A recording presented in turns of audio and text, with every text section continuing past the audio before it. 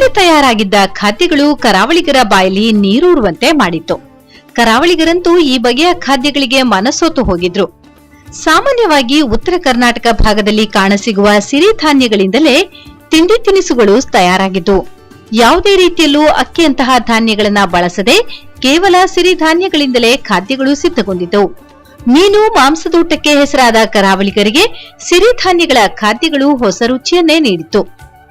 ಉಡುಪಿಯ ಬ್ರಹ್ಮಗಿರಿಯಲ್ಲಿ ಶ್ರೀ ಕ್ಷೇತ್ರ ಧರ್ಮಸ್ಥಳ ಗ್ರಾಮಾಭಿವೃದ್ಧಿ ಯೋಜನೆಯಡಿ ನಡೆದ ಆಹಾರ ಮೇಳವು ಈ ಬಗೆಯ ಹೊಸ ರುಚಿಯನ್ನ ಕಡಲ ತಡಿಯ ಮಂದಿಗೆ ಪರಿಚಯಿಸಿತ್ತು. ಇಲ್ಲಿ ಕಂಡಿದ್ದೆಲ್ಲವೂ ಉತ್ತರ ಕರ್ನಾಟಕ ಭಾಗದ ಆಹಾರ ಪದಾರ್ಥಗಳು.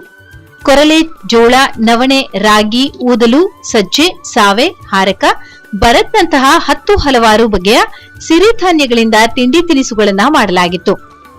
ರಾಗಿ ಪಾಯಸ, ನವಣೆ ದೋಸೆ, ಜೋಳದ ರೊಟ್ಟಿ, ಸಿರಿಧಾನ್ಯಗಳ ಆಮ್ಲೆಟ್, ಬಿರಿಯಾನಿ, ಸಜ್ಜೆ ಜ್ಯೂಸ್, ಇಡ್ಲಿ, ಊದಲು ಉಂಡೆ, ಮೊಸರನ್ನಗಳು ಉಡುಪಿಯ ಮಂದಿಗೆ ಡಿಫರೆಂಟ್ ಟೇಸ್ಟ್ ಅನ್ನ ನೀಡಿದ್ದವು.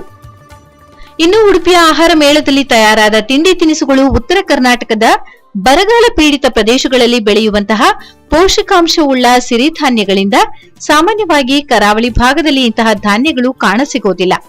ಇದರಿಂದಾಗಿ ಆಹಾರ ಮೇಳದಲ್ಲಿ ಉಡುಪಿಯ ಮಂದಿ ಕುಟುಂಬ ಸಮೇತರಾಗಿ ಆಗಮಿಸಿ ವಿವಿಧ ತಿಂಡಿ ತಿನಿಸುಗಳ ರುಚಿಯನ್ನ ಸವಿದರು. ಹೊಸ ಬಗೆಯ ತಿನಿಸು, ಹೊಸ ಬಗೆಯ ರುಚಿಗೆ ಮನಸೋತಿದ್ದಾರೆ. ಅಲ್ಲದೆ ಆಹಾರ ಮೇಳಕ್ಕಾಗಮಿಸಿದ ಮಂದಿಗೆ ಖಾದ್ಯಗಳ ತಯಾರಿಕೆ ಬಗ್ಗೆನೂ ಪ್ರಾತ್ಯಕ್ಷಿಕೆ ತೋರಿಸಲಾಯಿತು. ಎಲ್ಲಾ ಖಾದ್ಯಗಳನ್ನ ಅಲ್ಲೇ ತಯಾರಿಸಿ ಮಾರಾಟಕ್ಕಿಡಲಾಗಿತ್ತು. ಆಹಾರ ಮೇಳ ಕಾರ್ಯಕ್ರಮ ಸಂಯೋಜಕಿ ಮಂಜುಳಾ ಈ ಕುರಿತಾಗಿ ಮಾಹಿತಿ ನೀಡಿದರು.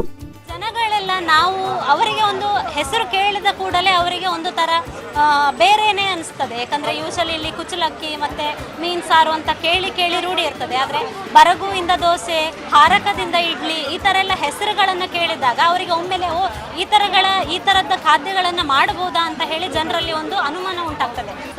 ಮತ್ತೆ ಈ ಆಹಾರವನ್ನ ಸೇವಿಸಿದಾಗ ನಮಗೆ ಸಾಕಷ್ಟು ಗ್ರಾಹಕರು ಏನಿದ್ದಾರೋ ಅವರು ನಮಗೆ ಅವರ ಪ್ರತಿಕ್ರಿಯೆ ಏನು, ನಮಗೆ ಅವರ ಅನಿಸಿಕೆ ಒಂದು ನಮ್ಮ ಹೊತ್ತಿಗೆ ಹಂಚಿಕೊಂಡಾಗ ಬಹಳಷ್ಟು ಚೆನ್ನಾಗಿ ಮಾತುಗಳನ್ನ ಹೇಳಿದ್ದಾರೆ. ನಾವು ಜನಗಳಿಗೆ ಕೂಪನ್ ಸಿಸ್ಟಮ್ ಮಾಡಿದ್ದೇವೆ. ಪಬ್ಲಿಕ್ ನಮ್ಮ ಮೇಳಕ್ಕೆ ಬಂದಾಗ ವಿಸಿಟ್ ಮಾಡಿದಾಗ ಕೂಪನ್ ಕೌಂಟರ್ ಅಂತ ಹೇಳಿ ಒಂದು ಸಪರೇಟ್ ಕೌಂಟರ್ ಅನ್ನ ನಾವು ಮಾಡಿಸಿ ಜನರು ಬರ್ತಿದ್ದ ಹಾಗೆ ಧಾನ್ಯಗಳನ್ನೆಲ್ಲ ನೋಡಿಕೊಂಡು ಇಲ್ಲಿ ಕೂಪನ್ ಕೌಂಟರ್ ಅಲ್ಲಿ ತಮಗೆ ಬೇಕಾದ ಆಹಾರಗಳನ್ನ ನಾವು ಇವತ್ತಿನ ವಿಶೇಷ ಒಟ್ಟಿನಲ್ಲಿ ಉಡುಪಿಯ ಮಂದಿಗೆ ಉತ್ತರ ಕರ್ನಾಟಕದ ಅಡುಗೆ ರುಚಿಯನ್ನ ಸವಿಯಲು ಅವಕಾಶವೊಂದನ್ನ ಶ್ರೀ ಕ್ಷೇತ್ರ ಧರ್ಮಸ್ಥಳ ಗ್ರಾಮಾಭಿವೃದ್ಧಿ ಏರ್ಪಡಿಸಿತ್ತು.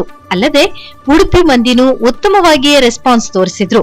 ಮುಂದೆ ಸರ್ಕಾರವು ಇಂತಹ ಆಹಾರ ಮೇಳ ನಡೆಸಿ ರಾಜ್ಯದ ವಿವಿಧ ಬಗೆಯ ಆಹಾರಗಳನ್ನ ರಾಜ್ಯದ ಜನತೆಗೆ ಪರಿಚಯಿಸಬೇಕಿದೆ.